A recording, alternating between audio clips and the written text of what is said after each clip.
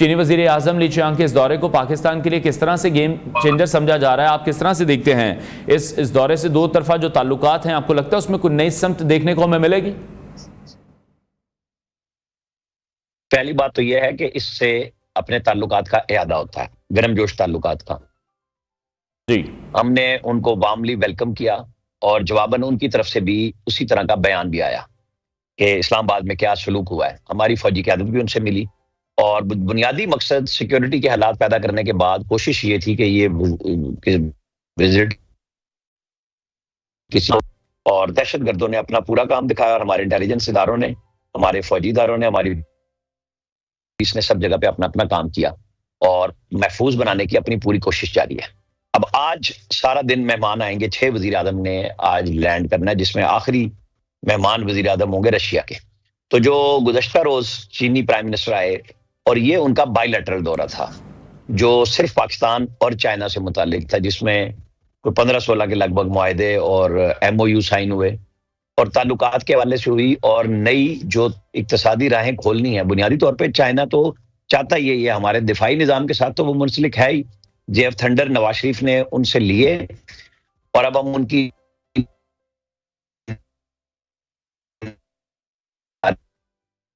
जी मिलकर जी आमिर साहब, आप हमें सुन पा रहे हैं? ML1 पे भी आ रहे हैं।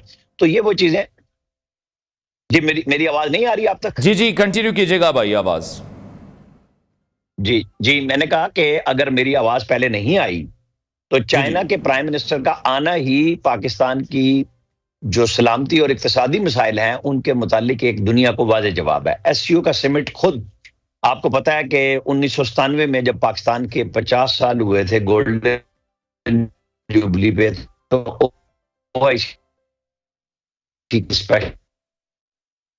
चाइना के वजीर आजम का पहुंचना वो दो तरफा था, पाकिस्तान और चाइना से मुतालिक था। आज SCO के मेहमान 6 वज़ीर आज़म बाकी लैंड कर रहे हैं और रशियन प्राइम मिनिस्टर 17 तारीख का जो दिन होगा उस दिन उनका हमारे साथ दो तरफा ताल्लुकात के हवाले से होगा।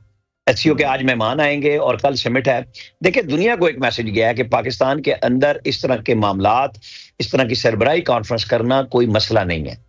जो हमारे बारे में एक तस्सुर दिया गया है, ये कॉन्फ्रेंस उसको दूर करती है और बताती है कि ऐसे इश्यूज नहीं है जो दुनिया में उजागर किए जा रहे हैं। और वो जाहिर है कि अमेरिका है या दूसरे जिनके इंटरेस्ट हैं, गवादर से वाबस्ता जो ममालिक हैं, चाहे वो हमारे दोस्त हों चाहे वो हमारे दुश्मन हो, किसी को एक आंख नहीं भा रहा कि गवादर का जो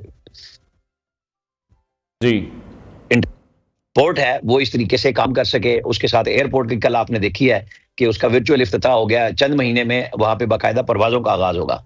और दूसरी बात ये मैं बताऊं कि जो इस वक्त सबसे बड़ी तरजीह गवर्नमेंट की है वो ग्वादर के अंदर इंडस्ट्रियलाइजेशन है और वहां कारोबारी सरगर्मियों का फरोग है, क्योंकि माजी में ये हुआ है कि नैब को फिर इस्तेमाल किया गया और हर जो बिल्डिंग बनाई, हर जो जमीन खरीदी गई किसी सोसाइटी के लिए, किसी इंडस्ट्री के लिए, उसके ऊपर अदालती कौशन नैब ने लगवाया। नतीजा ये हुआ कि कराची का सारा बिजनेसमैन और पूरे मुल्क से जो गया था वो खामोशी से घर बैठ गया कि कौन अदालतों के चक्कर लगाए, कि ये तो कौशन लगवा दिया गया और चुप करके बैठ गए। इस वक्त नैब, FC, कोर कमांडर कोयटा और वजीर आला सबकी तरजीह नंबर 1 ये है कि जो अदालती मामलात सरकारी इदारों ने खराब किए हैं उनको ठीक किया जाए ताकि वहां माशी सरगर्मी हो। आप देखें, पोर्ट चलानी है आपको, इंटरनेशनल एयरपोर्ट चलाना है, तो फिर वहां लोगों का होना जरूरी है ना कि कारोबार भी हो रहा हो पोर्ट के साथ साथ। तो वो तो हमारे यहाँ सारा सुर्ख फीते का शिकार हुआ, कोई पैसे मांगता है, कोई कुछ करता है।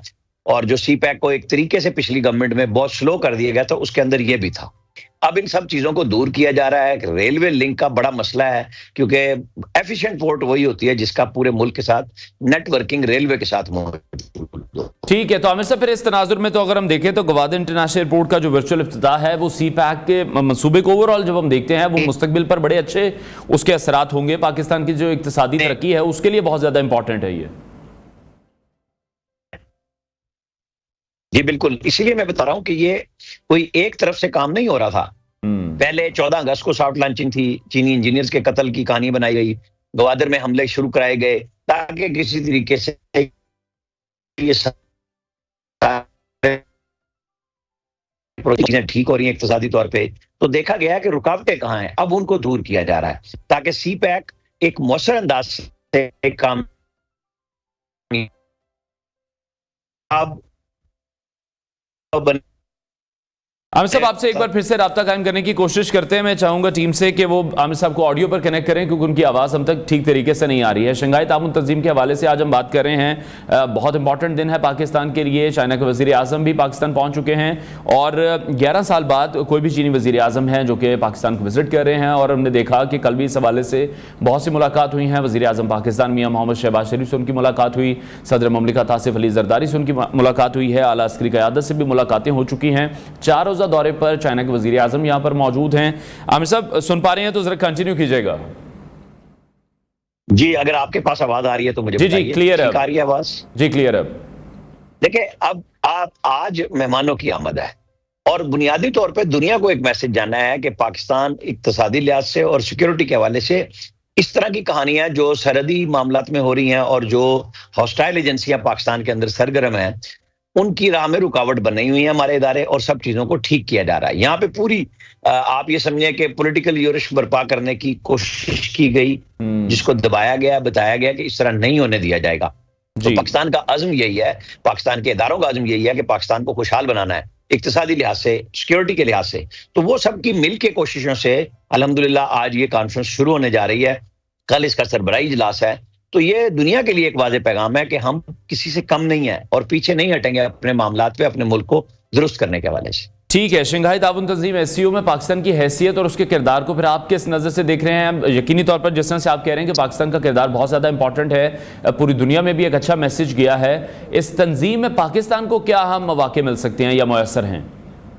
देखिए, ये दिफाई लिहाज से, इक्तिसादी मामलात से, सोशल लिहाज से, सारी तरह से ये रीजनल कनेक्टिविटी की एक तंजीम है, जिसमें तमाम इलाकाई जो ममालिक हैं वो शामिल हैं। कुछ मुबस्सिरीन है, जैसे ईरान उसमें मुबस्सिर है। ये सब चीजें इसीलिए होती हैं, इस दफा हम मेजबान है, अगली दफा रशिया मेजबान होगा, तो ये बाहमी ताउन को फ़रोग़ देती हैं। और कल जब कॉन्फ्रेंस का एलानिया जारी होगा, उसमें बताया जाएगा कि क्या क्या चीजें तय हो गई हैं आइंदा साल के लिए। और एक ज़ाहिर है, ये चाइना ने बनाई है शंघाई कोऑपरेशन काउंसिल, तो इसीलिए बनाई गई है कि पूरे एरिए को, जो खित्ते के ममालिक हैं, 40% दुनिया की यहाँ आप में शामिल है, तो यहाँ के लोगों को भी बेनिफिट जाने चाहिए। तो यही कोशिशें हैं चाइना की भी, रशिया की भी, पाकिस्तान की भी। अब उसके अंदर इंडिया एक हर्डल ऐसी है, लेकिन वो मजबूर है कि उनके वजीर खारजा को पाकिस्तान इसलिए आना पड़ रहा है कि सब एक दूसरे से मुंसलिक ममालिक हैं, कि इस तरह आप बाइकआउट नहीं कर सकते कि फिर बाकियों को भी आप रास्ता देते हैं। सब चाहते हैं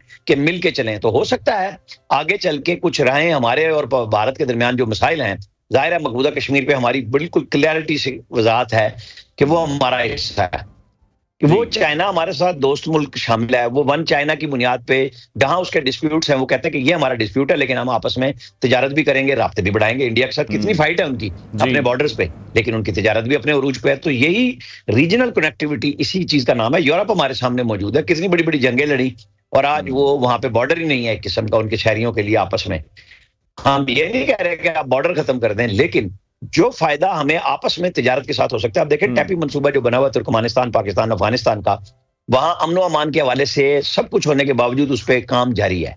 इसी तरह अगर ये कनेक्टिविटी बनती है तो हमारी तो पोर्ट्स काम आ सकती है ना सेंट्रल एशिया को। जब चाइना ग्वादर पहुंच रहा है कि उसको ये सस्ता पड़ता है अपने दूसरे समुद्रों की निस्बत, गहरा समुद्र है जहां बड़े बड़े शिप्स दुनिया के आ सकते हैं, तो वो इस तरफ आ रहा है, तो सेंट्रल एशियन क्यों नहीं आएंगे? बस असल बात यह है कि हमारा आपस में ताउन जारी रहे, पाकिस्तान के मामला दुरुस्त हो, दुनिया हमारे साथ जुड़ी रहे। ठीक है, लेकिन आमिर साहब आप किस तरह से देख रहे हैं 5 अगस्त के फैसले का? आपने भी जिक्र किया, मकबूजा कश्मीर पर पाकिस्तान का मौके भी बहुत क्लियर है, लेकिन दूसरी तरफ जब हम हिंदुस्तान को देखते हैं, वो किसी भी सिचुएशन पर पाकिस्तान के साथ बैठकर बातचीत नहीं करना चाहता। ये भी दौरा बायलैटरल दौरा नहीं है, और ये स्पेसिफिकली इंडियन मीडिया में भी बार बार कहा गया कि कोई भी बायलैटरल बातचीत नहीं की जाएगी, सिर्फ एससीओ समिट के प्लेटफॉर्म पर जो बात होगी वो करेंगे, पाकिस्तान से उस तरह से कोई बात नहीं होगी। हिंदुस्तान तो बिल्कुल पाकिस्तान को साइडलाइन करना चाहता है, किसी भी हवाले से गुफ्तगू नहीं करना चाहता, कोई ट्रेड नहीं करना चाहता। तो ये वन साइडेड तो नहीं हो सकता अगर पाकिस्तान दावत भी दे तो? नहीं, देखिए, पाकिस्तान इस तरह दावत भी नहीं देगा। ये दोस्त ममालिक का ही काम होता है। जो हमारी एससीओ कॉन्फ्रेंस है उसके अंदर वो एससीओ के मेंबर मुल्क की हैसियत से आ रहे हैं ना, तो और हम भी उनको उसी हैसियत में कबूल कर रहे हैं कि वो हमारे मेहमान आ रहे हैं। तो बायलैटरल की गुफ्तगू नहीं है। मैंने कल भी चेक किया है, पाकिस्तानी भारत में नहीं है। लेकिन रीजनल कनेक्टिविटी कहते किसको है कि जब शंघाई कोऑपरेशन काउंसिल अगर कोई फैसला करेगी तो उसको तमाम मेंबर ममालिक लेके चलते हैं बुनियादी तौर पे तनाज़ात के साथ भी। तो जब इंडिया और चाइना की मैंने आपको कहा कि उनकी तो एक किस्म की रेगुलर बॉर्डर पे लड़ाई है, लेकिन तिजारत वो बरकरार उनकी जारी है। तो यही चीजें होती हैं कि आज हमारी कॉन्फ्रेंस में जो जिसको आपने कहा कि इंडिया ने एक साइड पे किया हुआ है, जिक्र नहीं करता जानबूझ के, तो यहाँ पे आना भी तो उन्हीं के इसी ताउन का नतीजा है ना कि आप एक फोरम पे हैं, इंटरनेशनल फोरम है एससीओ खुद भी, तो उसके अंदर आपको आना भी पड़ रहा है, बैठना भी पड़ेगा। जो रिवायती हैंडशेक है जो सब वज़राए खारजा और सब मेंबर ममालिक के वज़राए आज़म